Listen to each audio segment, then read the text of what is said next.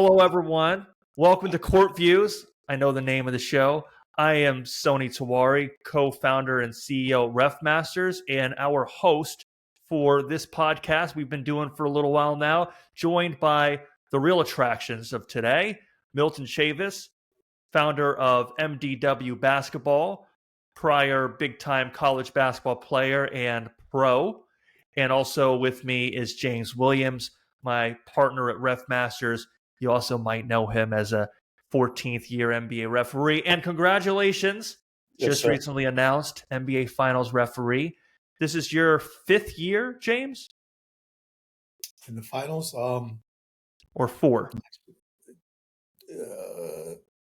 2021 was my first season in the finals, so I think this is 4. Well, he's getting to that point where he's got to remember how many times he's been there. So that's got to give you an indication of something. So let's start with that topic of the NBA Finals. Do you all think that championship level games, whether it's a one-off game in a state championship, NCAA, FIBA, NBA Finals, do we feel like championship basketball is officiated differently? I was interested to ask this question to get both the player-coach perspective from Milton and the referee perspective from James. Who wants to go first on this one? I'll go first. I think I won't say better or worse, but I would probably say it's a lot more at stake. So maybe a little bit of hesitation when it comes to certain things, like throwing guys out, different things of that nature. But I think it just depends on the crew for that night. It depends on what they allow versus what they don't. It depends on the matchup too. The matchup, it depends on it. The game is going to be intense, but if it's a lot of chatter going on, kind of trying to level that out earlier in the game, kind of set a precedent. But yeah, those are just my thoughts. What do you think, James? Yeah, it's something that gets debated all the time in the sports world. I mean, that's what we do in the world of sports, right? We debate things, and that's how you keep people engaged. And I can speak until I'm blue in the face about how that's not true, but no one is going to believe me. And I'm actually out there refereeing the games with my colleagues. I tell people the only thing that changes is the intensity. It certainly changes, right? The stage is grander, it's bigger.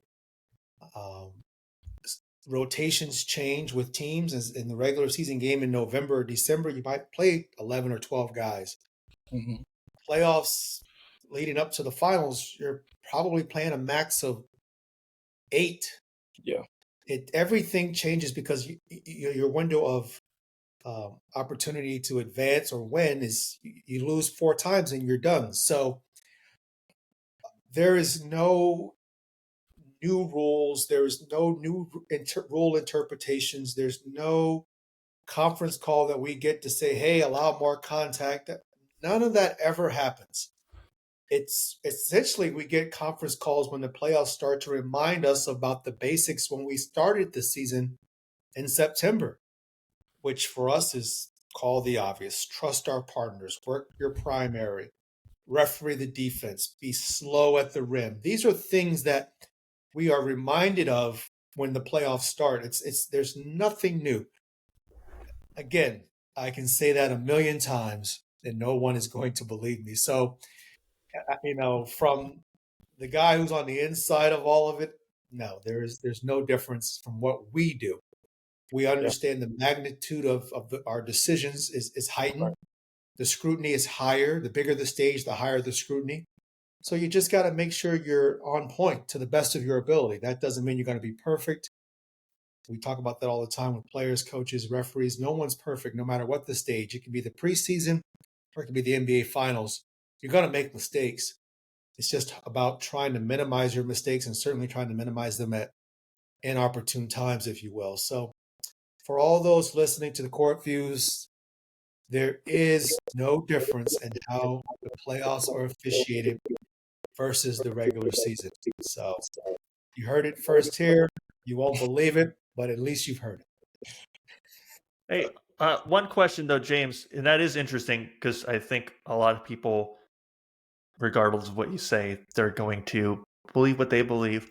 I got something. I got the script. The NBA meant to send this to you, the script for the finals. I was wondering where mine was, like, because I didn't get it with the jacket. So can you forward that to me? So I need to know what happens in this series. I'll send you the script. It's got all the information about who gets called for what fouls, Right. what plays to allow, who's going to win what game. I've got it all. I do. I'll send it to you. I just want to make a point that if there is a script, that means players, coaches have to be in on this as well, right? Right. If there's a script that's going to predetermine the outcome, well, you got to have players and coaches buying in as well. So I'm certain that these highly competitive, highly talented individuals are going to just leave this to chance. They're going to go out there and put their best foot forward because they want a chip. They're certainly not going to let 645 Fifth Avenue determine who gets to lift that Larry O'Brien trophy. Right. I remember you talking about a similar subject one day, and I saw a comment on social media where someone said, "Oh, well, you talking about this is just part of the script." So the good thing about conspiracy theories is that even addressing it is part of the conspiracy. So you can't win, but we thought we would at least give it a few minutes today. I appreciate you on that. I have to say though, as a fan, and I've been working with both of you for a little while now. James, I've been working with the referees now, Ref Masters, for a little more than a year. As a fan, it feels like the game is officiated differently at the finals at the highest level, not just the NBA finals, but at a championship level. It does feel that way, But then what I've heard from you and from your colleagues is that the best officials, they get to the highest level because they don't treat it differently. It's almost like they rely on their habits and they are more the same than they are different, right? Sure, and the best officials or the best umpires tend to have better discernment, better decision making. That's no, that I'm not throwing my younger colleagues under the bus. That just takes time. It doesn't happen overnight. It takes years to learn what is marginal, what is illegal. It just because there was I want to go way back here, but there was an old commercial. It was a Gatorade commercial, and I remember this vividly.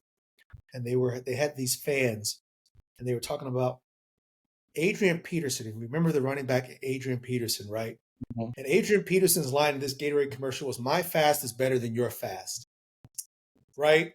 And his prime, I don't care how much you work at trying to get faster, you're not going to beat Adrian Peterson in a race because his talent level just exceeds yours.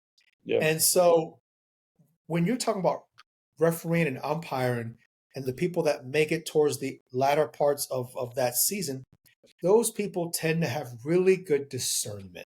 They have really good decision-making abilities. Doesn't mean we're not going to make mistakes because, again, we are going to make mistakes. It's just that those people who get that nod to work those games tend to just have the ability to see the play, to recognize whether this is legal contact or illegal contact, not giving in to any other aspect of the play, whether it's a player falling to the floor, it's fans screaming, how is that not a foul? And the better ones don't give in to any of that. They are refereeing the play on its merits. And it takes a while to get to the point where you can look at a play and it's like, oh, I know what that is because I've seen it so many times. We talk about recall. So it's just a matter of reps. It's also a matter of talent. We talked about teams lowering their rotation down to 8 players. It's because those 8 guys that they're going to play are the best 8 guys on that team, right? They're better than the other 7. Yeah. And you're trying to win a chip, so those are the ones you're going to those are the ones you're going to ride to the finish line. Right. And The ones you so, trust the most. ones you trust the most. It doesn't mean those other 7 guys aren't really good NBA players. It just means the 8, the starting 5, and the 3 that are going to come off the bench, they're the ones the coach has all the trust in and is willing to ride them to the end. James is on his shit today. He's like puffing his chest out. Just made his 4th NBA Finals or 5th. We lost count. Big time. Congrats on that too, man. That is awesome. I'll shout out on my Instagram, man. That's what's up. Thank you very much. All right, let's look at some basketball. You talked about contact. Here's a player that is always finding themselves in a bit of contact. And I love this breakdown recently that Milton gave on a Jalen Brunson play. And first, I want to go to you, Milton. From a player and from a trainer perspective, what are the lessons that you're teaching your players that they can learn from Jalen Brunson? I mean, I think here, as we kind of spoke about earlier, Brunson does a great job of cutting his defender off, somewhat putting him in jail, but just cutting his defender off, getting directly in front of him, and then putting the brakes on. But I think, when you're attacking, you're trying to gain an advantage as a ball handler. I think it's important that you don't, that as much as you can, don't allow the defender to stay attached to your hip, or, you want to find ways to cut their path off, or find ways to get in front of them. And once you get in front of them, now you're in total control. Now you can make the right play. You can make the right play to a teammate. You can draw a foul like this by pumping the brakes. It's just so many different things and so many different advantages you create when you're able to get by that defender and cut them off, like getting in front of them. So, James, I have to say, as a basketball fan, sometimes when I watch these plays, and I'm getting it a little bit more now because I've been learning from you and Milton and others, but sometimes I watch some of this, and I'm like, come on, as a defender, how am I supposed to defend this? And that's something I think a lot of fans, they don't have that knowledge of the rules. Or you talked about discernment. It's not just knowing the rules, knowing how to apply the rule into the situation. What are the things that you would say to a fan that has a hard time understanding when this type of contact is legal contact or from the defender, or when it's illegal contact? I'm going to use an analogy because analogies usually help people understand these concepts, right? So on the screen there is a point of emphasis about what you can't do is, as a dribbler, you can't go off your path into someone else's path.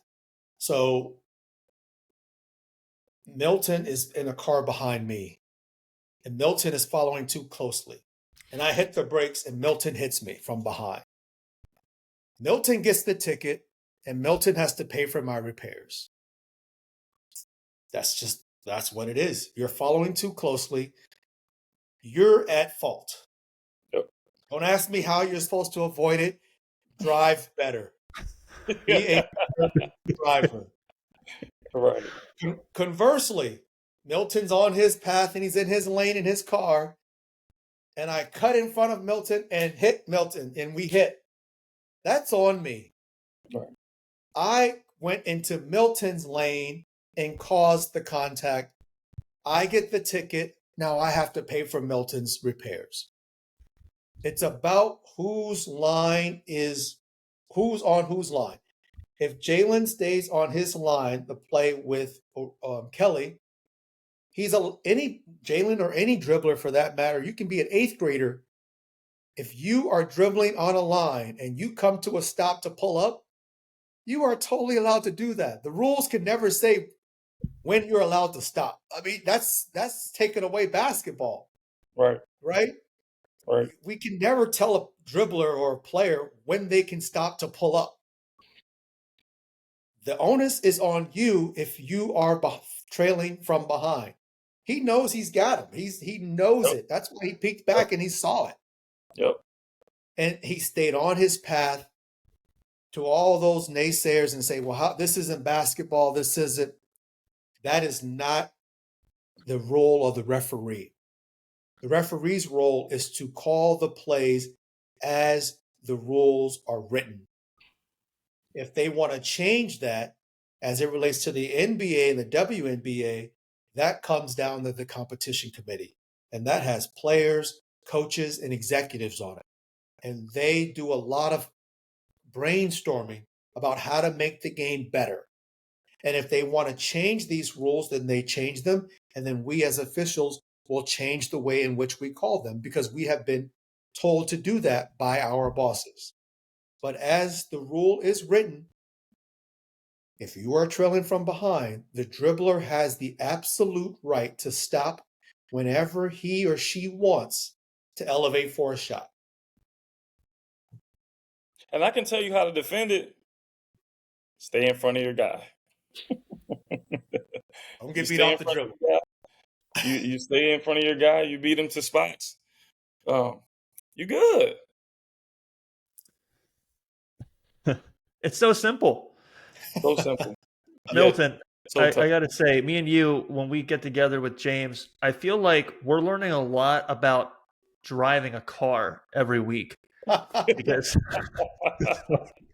we should rename the podcast like Street Views or something, because we've got a lot of analogies about driving a car. I'm not sure I've learned anything about how to work the game, but I've learned a lot about driving. No, in all seriousness, you're right. Those analogies are very helpful because when you explain it that way, it's like, well, no, duh. Of course, in one case, it's this person's fault versus the other.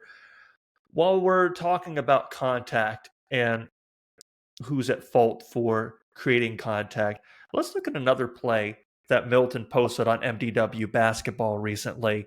This was a Lou Dort drive, and I believe the call was maybe it was initially called an offensive foul, but it was overturned on review. Is that right, Milton? Yes.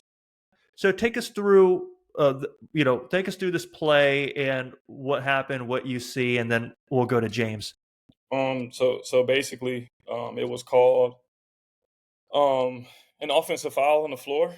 And according to the T diagram, if you look here, first of all, you can see that Dort steps on the defender's foot, which causes him to stumble like that. And then secondly, you notice that, he didn't establish a legal guarding position. And therefore, they overturned it. Once it was challenged by OKC and overturned. Yeah, this T principle, I love how you put the diagram up there next to the play to show it. It's something that we talk about sometimes in our Ref Master sessions, and it's not always super easy to apply it to the situation. Like it can be challenging for folks. James, what do you see here? Very close in live speed. The play is very close. I like block here.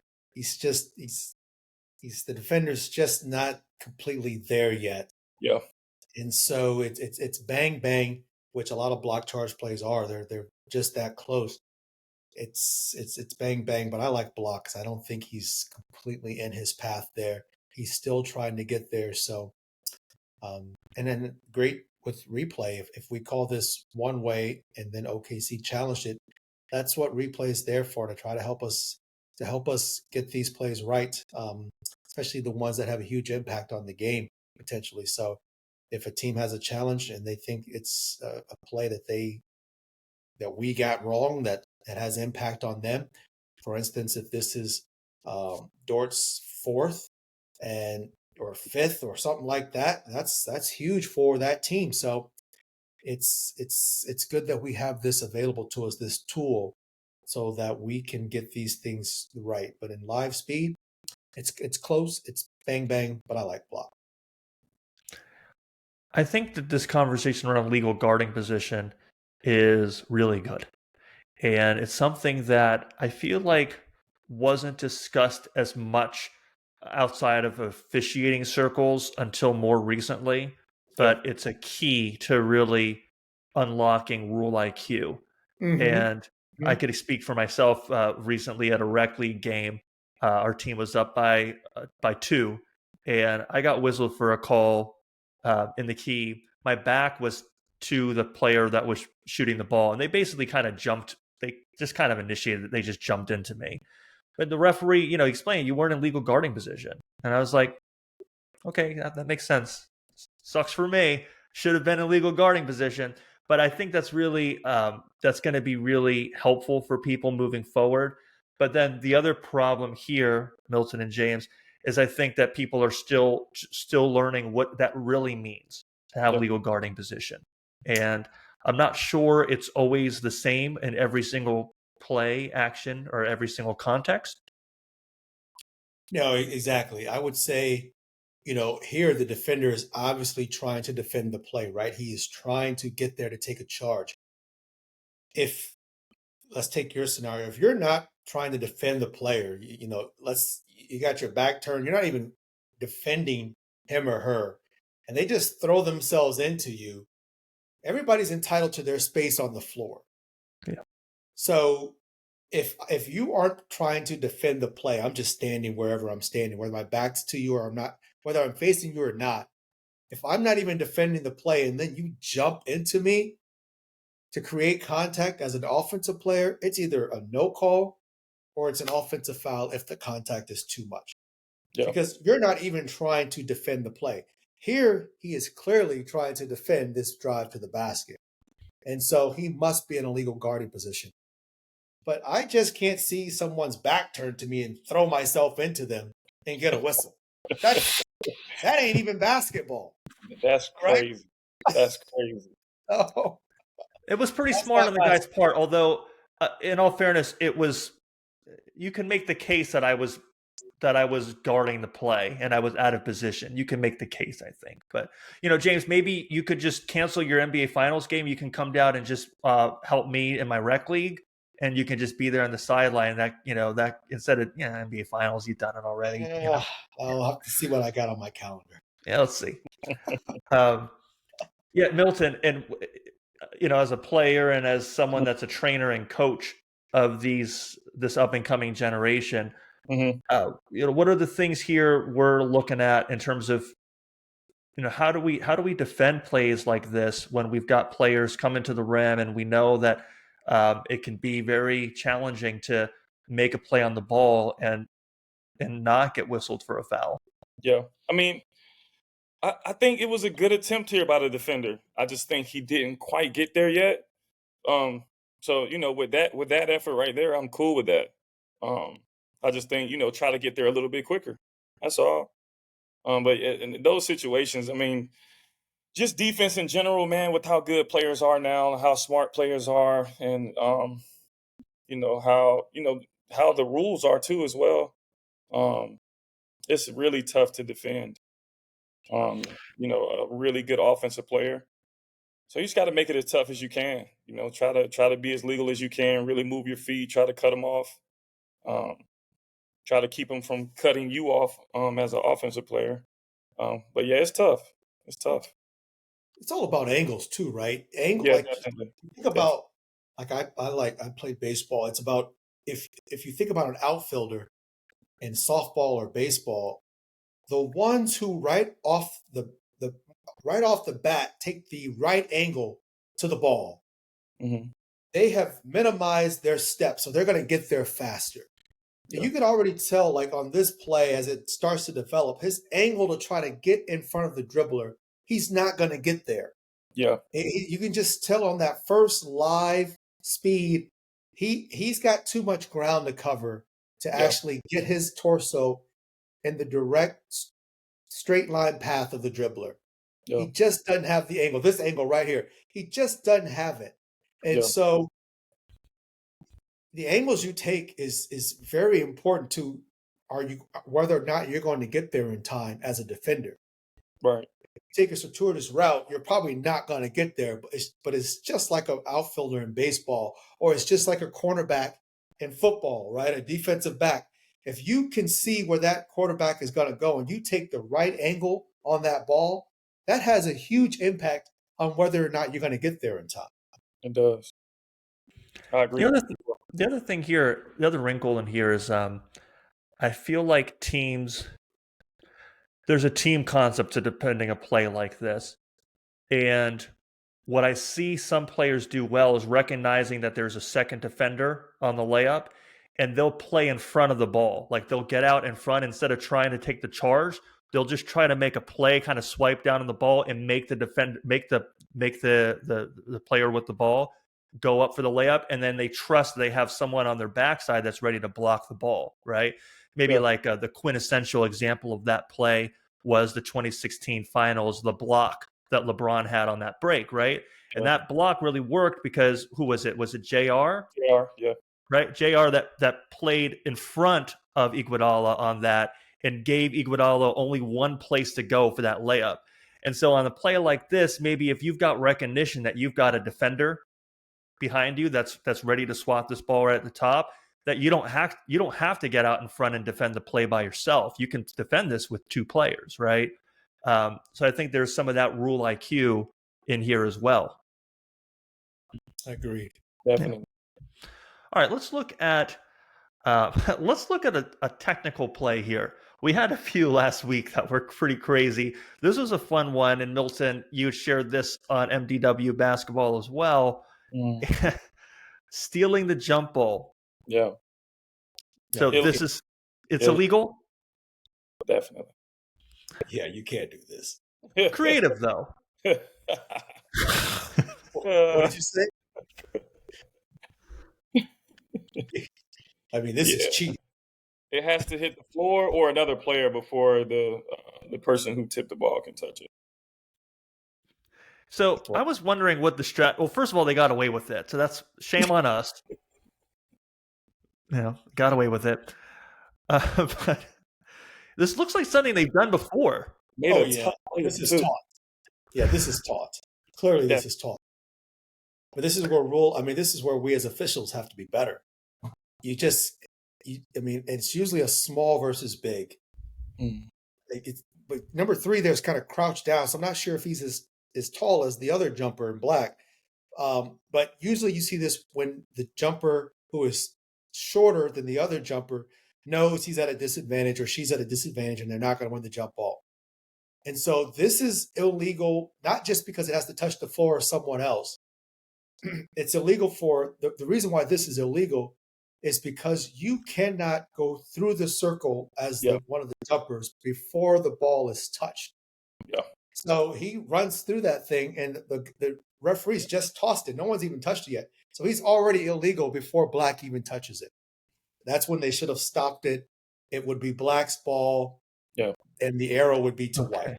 Yeah. I didn't know that. So you just want to re-say it to make sure I understand it.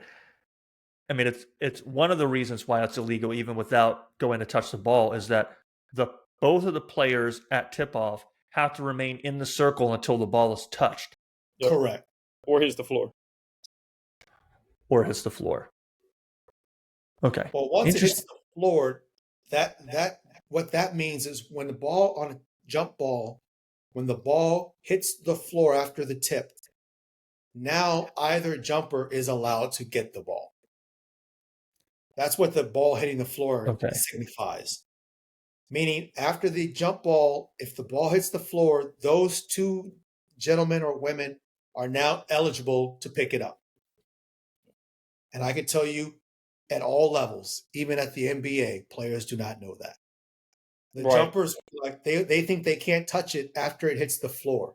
That is not correct. Interesting. Okay. Yeah. And what about we can do a whole hour on jump balls, and maybe we will one day. There's a bunch of other little things in here, but let's look at some other stuff too.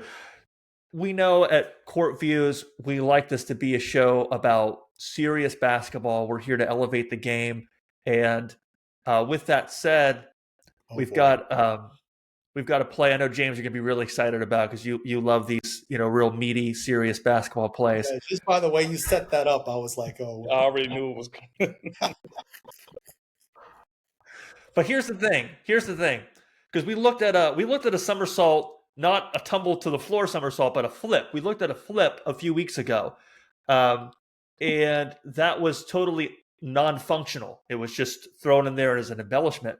This actually this actually, like, he got tripped. It worked. Yeah. This was a functional play. This Yep. is pretty amazing, Milton. Yeah. Yeah.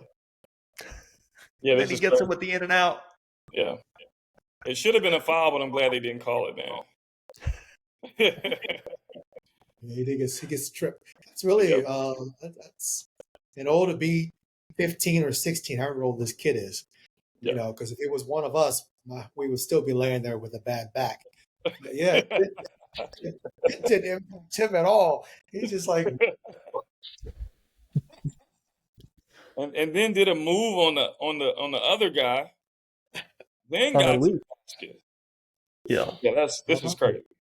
Crazy. That's the elite part of it. Yeah. It's that it's almost like a little bit of a sham god action he had It in there. is. Like, right, brought it from that was that's really, really good. nice. That's well James, done.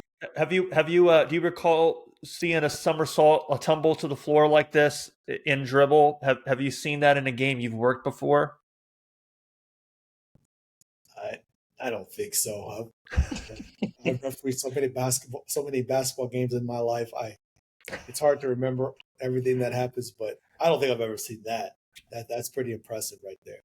Now that you said the trip, right? Because he tripped him up. That could have been called, right? Is there ever right there? Yeah, I think so. Yeah.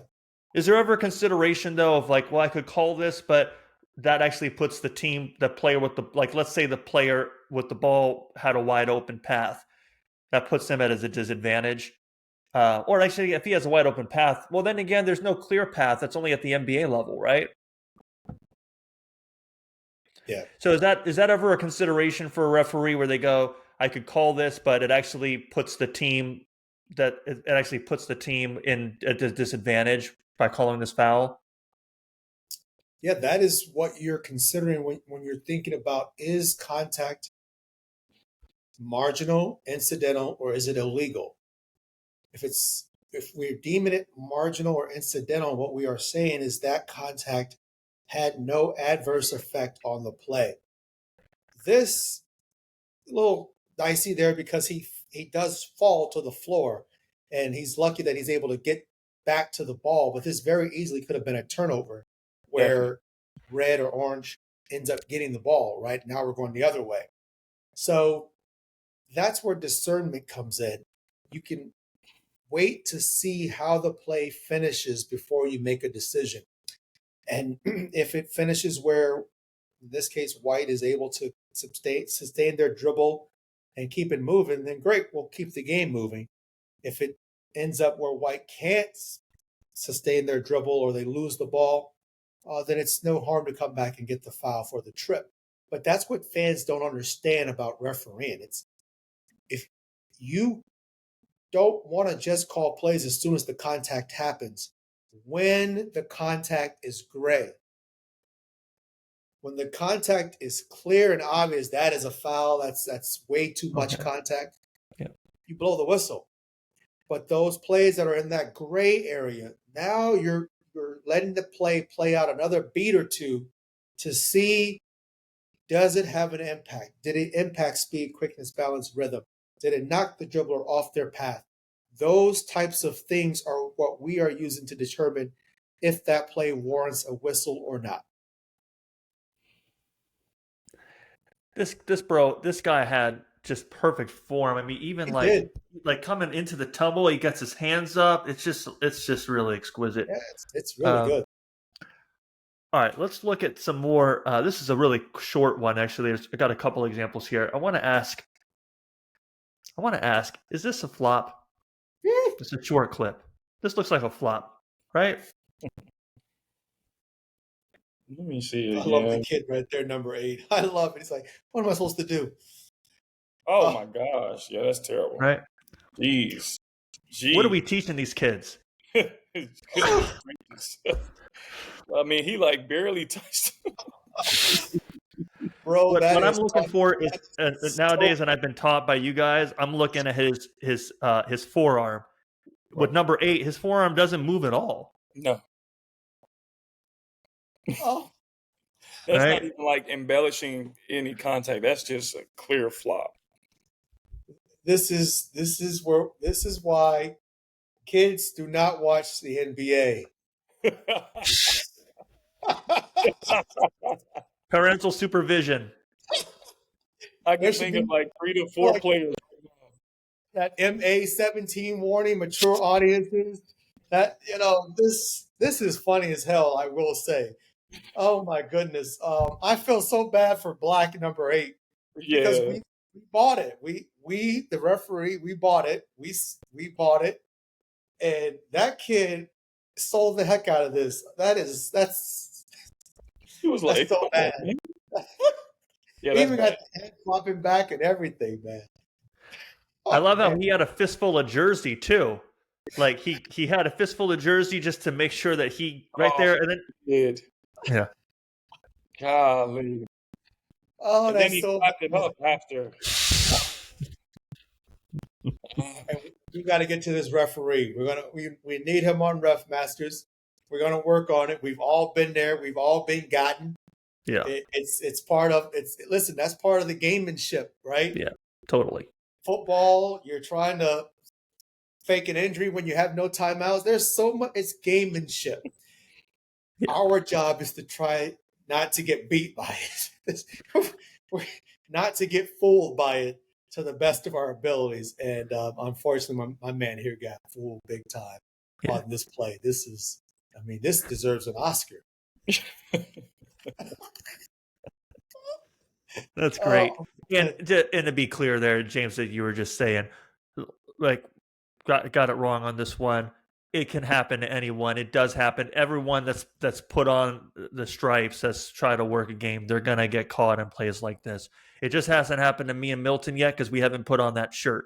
But mhm. it would happen to anyone. So we're not singling the guy out. But hey, man, but you should join us on Ref Masters though, because everyone should join us on Ref Masters, and you should subscribe to NDW Basketball because we should all be watching this stuff and learning. So Yeah. let's look at another one. Tell me about this. Is Flop. that's a flop, right? I don't like Yeah. that one either. I mean, She's not in her. she didn't even move the elbow yet. She literally just drove the ball. Well, she's already beat the defender. Right. She's already Yeah. beat here, Yeah. right? And now she knows she's beat, and so she just throws herself into the dribble and throws herself down, Right. and we buy it because that's what we have to get better at as referees. This is not basketball. This is you got beat off the dribble, Yeah. and now you're trying to bait the referee to try to bail you out, and it works. If we call it an offensive foul, it works. But this is a no call. And the reason why it's a no call is because the contact has no impact on the dribbler. Right. Her speed, her balance, her quickness, her rhythm is not disrupted by this contact. So if we don't blow the whistle, it's now 5-on-4 for White. You've taken yourself out of the play in red or orange here. So, hey, now your team's at a disadvantage. Let's keep it moving. She went So flying White on the has different contact. Like the follow through of her arm didn't even touch her. no, this It's is like she ran into her, fell, then the arm comes out. and the winner for best supporting actress goes to this is what that is. That's just as bad as the one we just saw. At least, well, this one Yeah. there's contact, but Yeah. it's there is no illegal contact here. This is a flop by the defender. She gets beat off the dribble, and now she's trying to make the referee make a decision because she's already beat. She's out of the play, and so the only way she can kind of save face here is by getting a call here. Because again, we talked about angles earlier. Look at her angle. There's no way she's going to get in front of this dribbler. It No. is physically impossible. She's done. She's already done right here. Yeah. And we as referees have to get better. And again, another plug for Ref Masters. This is what we talk about. Referee the defender. She's not in her path. She's beat off the dribble. It's a no call. It's certainly not an offensive foul. No. You can't ask Yep. the dribbler to do anything else. All right, gentlemen, let's close with one more play for today. You may have seen something about it. There's a player named Caitlin Clark. You may have heard of her.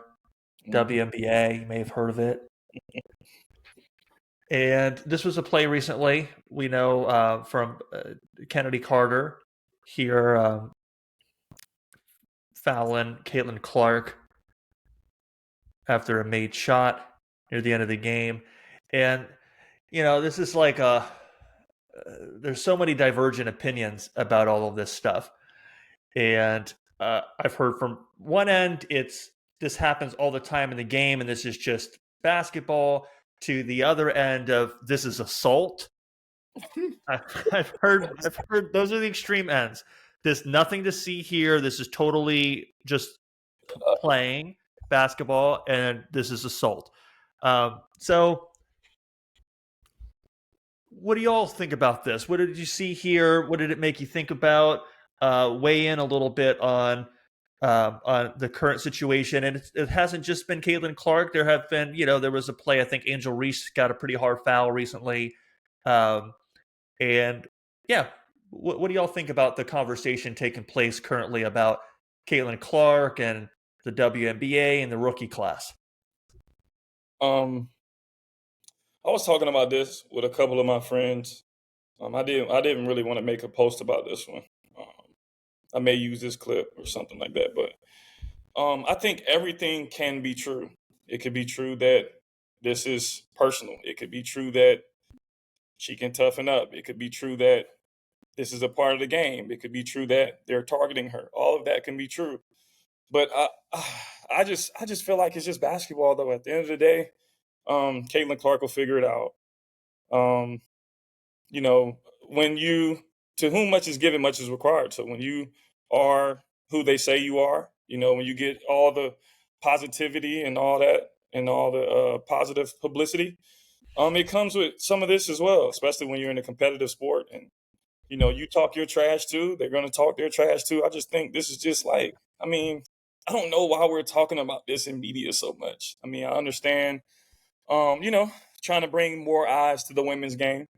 But I think, just celebrate their play more than to, highlight this. I don't think it's like that big of a deal.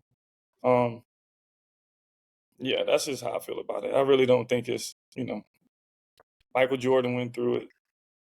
Yeah. A lot of players went through it. They had the Jordan rule. Pistons had the Jordan rule. So it's just like, to me, it comes with, you consider to be the savior for the game. So it's gonna come with something behind it that you may not like. Yeah, absolutely. There has been so much dialogue about this over the past few days. And I actually was watching this game. And to look at one play in a vacuum doesn't do it justice. Right. But that's the world we live in, right? We don't have Yeah. context.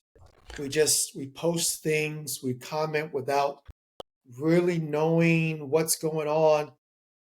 This is the end of a third quarter and probably a very competitive game. So a lot has happened here in these past almost 30 minutes of gameplay. Yep. There was something that happened on the other end with Caitlin Clark and Carter. Listen, this is sports at the highest level. And I think because it's involving women, we look at it, through a different lens. Yeah. Because you're right. I grew up in Indiana and I was a huge Michael Jordan fan. And I remember, it's so funny because Joe Dumars is the vice president of basketball ops. Mm-hmm. So he's the guy now that when he hands out the discipline for when players get texted flagrants, that's on Joe now. And I remember watching those Pistons games and the Bulls when the Pistons were on top, right? They'd won those 2 championships. And you had the bad boys with Lambert and Johnson and Rick. These guys, man, it was war out there.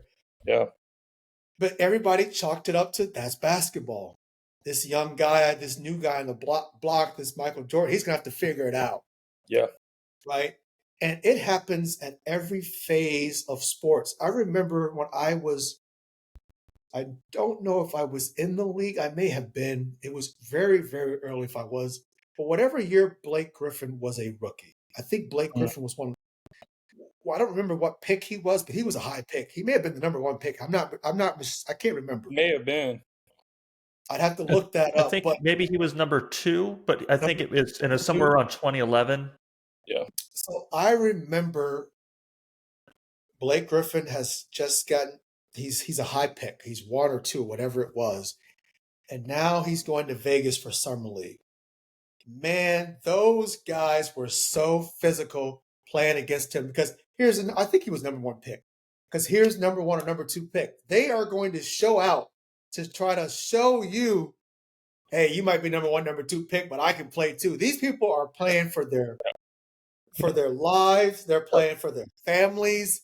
It is no holds bar. I Right. mean, it is. That's what basketball is all about. I do think we're looking at this through a different lens because these are women, but Yep. these women are super competitive. I did two years in the WNBA. They are extremely talented. They are extremely competitive. They are everything you would expect a professional athlete to be. And Yeah. now all of a sudden we think, there's so many layers to this that to Yeah. me are getting beyond hooping. Right. That's unfortunate. Yeah. We're getting beyond hooping and we're diving into all of these other areas that there may be some validity to it. There may Sorry. be some validity to it. And there probably is. Certainly there's the race aspect of it. Yep. There's a lot going on here. And you know what we do in America? We don't want to really talk about these things. Yeah.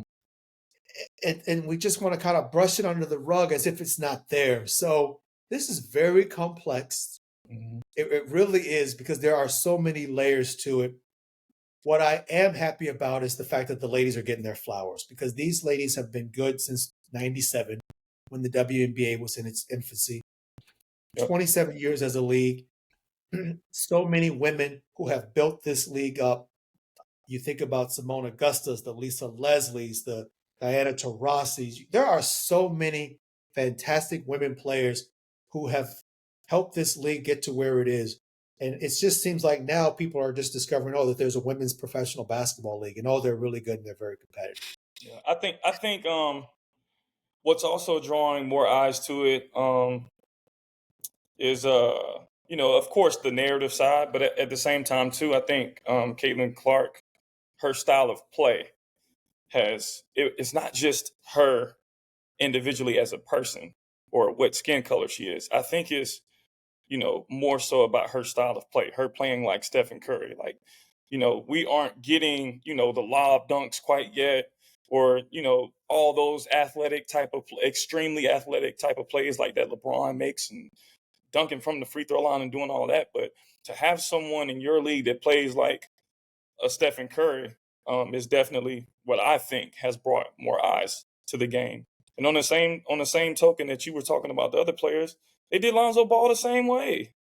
Lonzo Ball got done the same way. His dad was in the media saying he was this, saying he was that, and they're gonna test you out. They're gonna see if that's who you really are. And I think it's gonna make Caitlin a better player. It's gonna make her tougher. It's gonna have her focus on getting stronger this summer coming up, or this offseason coming up, and it's gonna make the women's game better. Everybody wants to follow a storyline. Most people aren't purists when it comes to like watching basketball. So, having a storyline or having some type of drama attached to it is what sells to, a casual basketball fan. And then let me be clear about the play there by Carter. It's not a basketball play. Yeah. It is absolutely a flagrant foul. Yeah. That is unnecessary. That's the definition of unnecessary. She's not trying to make a play. The ball isn't even inbounded yet. It's clear she's trying to send a message. Okay, fine. But there should be a penalty associated with that. And unfortunately, the officials we didn't get to that. Not one of the three thought about is there more to this than just the common foul where we should go look at it to see if this needs to be upgraded? And so post game, the league itself upgraded that. So I want to be crystal clear. It is not a basketball play. We aggressive play is always good in basketball. Rough and play that potentially could put someone at potential for an injury, that's not what the game's about. And I think even Spoon, who's a great, she's going to be a great coach in the WNBA. She was an assistant for years for the Pelicans. Super fantastic woman. She said that's not what this guy's about. And kudos for her for saying that, because you take that, that becomes the focus, right? As opposed to, Carter being a tenacious, really in your grill defender. Yeah. It all became about, well, what'd you say, Sony? People are calling this assault and things like that. It's not a basketball play. Listen, that's going to happen in games. That's why we have flagrant ones and flagrant twos. But listen, we have to get to a point where we can understand that there are nuances to these things. And as Milton said, two things can be true at the same time. Yep. That is a really good point about the two things can be true at the same time. And there's a lot more we could unpack, and we're not going to. But maybe in the future we'll touch on some more. I mean, we've got a rest of the WNBA season this summer, so look forward to watching more of that and talking about things as they come up. But this has been a really good one, gentlemen. Really appreciate it. And those of you out there that are hanging with us, appreciate that. We just asked 3 things. It's the same 3 things we ask every time. Send us your feedback. Share your plays. Spread the news. It's that simple. On behalf of Milton and James, I am Sony. Appreciate you being here with us at the Court Views podcast. See you next time.